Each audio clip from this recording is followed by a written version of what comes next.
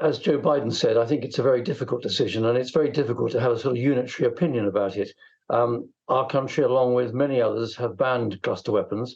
From personal experience, when I was Commander of British Forces, when we went into Kosovo in 1999, the only two soldiers that we lost were as a result of unexploded munitions from NATO cluster weapons, which at that stage were still allowed to be used.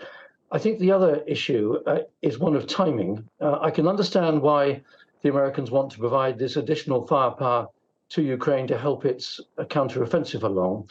But as we're coming up to the Vilnius NATO summit, where one of the most important things is that we show the unity of NATO together, I think to have announced deployment of these weapons at this moment, when so many other NATO countries have banned them, runs the risk of having a conversation just, Anna, such as we're having now, about whether this is a good idea, whether it's a right idea, and it runs the risk of fracturing to an extent NATO harmony. But as Joe Biden said, and I've just said, it's a difficult decision. I think on balance, it's probably the right thing to do, but I'm not alone in being deeply uncomfortable about having to go to this measure just because the Ukrainians are running out of ammunition and the Americans and ourselves have not been able to ramp up our own industrial supply quick enough to be able to provide the Ukrainians with the more conventional type of weaponry that they have been using and we've been gifting them up to now. Well, yes, and these munitions are contentious because they're deemed so high risk for civilians. So do you think that the US does lose its high moral ground by sending them? Well, you have to think about it.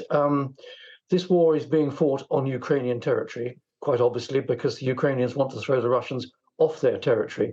So it means that these weapons will be used against Russian soldiers who are dug in on Ukrainian territory.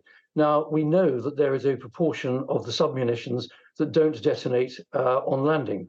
Now, Americans say it's only 3% of theirs. Other nations, the Russians, we criticize their use of cluster weapons and say it can be between 30 and 40% that don't go off. The point being is that we are, by design, scattering across part of Ukraine weapons which we know will not all go off, and that there will be more unexploded ordnance lying around on parts of Ukraine for many years to come.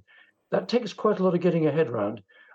Personally, I'm disappointed that we haven't been able to provide quick enough all the equipment and ammunition that Ukraine needs to be able to conduct this counteroffensive more quickly and better, because we know it's really important that Ukraine does succeed and succeed this year.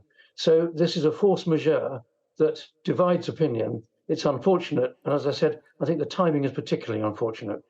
Are you concerned then that the counteroffensive is going too slowly? And do you think the fact that these weapons are being sent is a sign of that?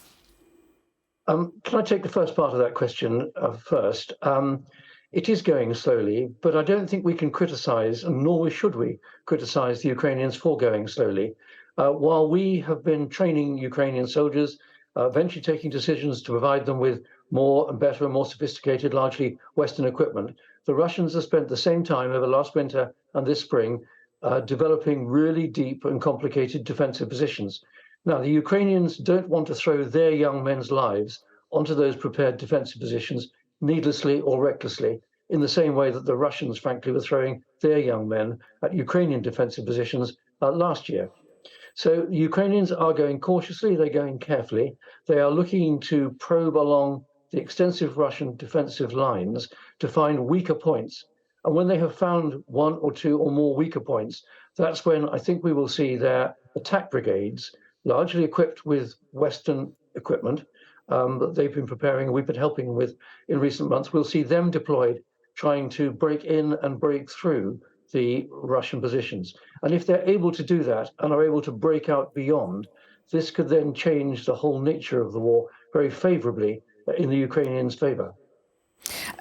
You mentioned the NATO gathering next week. The UK is pushing for Ukraine to have its membership of NATO fast-tracked. There are reports today that the US could back the UK on that. Is that something that you would welcome? Well, there's no doubt in my mind that Ukraine should join NATO at some point, and probably at not too much in the distant future. But I think it's very difficult for Ukraine to join NATO while this is still a hot war with Russia. because if that does happen, then almost by reverse engineering Article 5, it would actually bring all the other NATO member nations into the war that's currently ongoing in Ukraine against Russia. So I think what we should do is do all that we can to help Ukraine conclude this war. And as soon as that is done, we should then invite Ukraine to join NATO. At Vilnius, in the next few days, they need to be shown a clear path. At the end of that path is an invitation to join NATO. But I think reasonable people would accept that it would be foolhardy and playing into the Russians' propaganda if we were to invite Ukraine to join NATO while the war is still hot, because the Russians could then say, even more loudly than they are saying now, well, this war isn't just against Ukraine, this is now the whole West, the whole of NATO fighting Russia. And that, if anything, was going to unite the Russian people against the West, I think that would. So we need to be cautious, but also encourage Ukraine that there is light at the end of the tunnel. That tunnel is only as long as this war remains hot. General Lord Dannatt, we appreciate your time this morning and your thoughts. Thanks very much indeed. Thanks, Anna.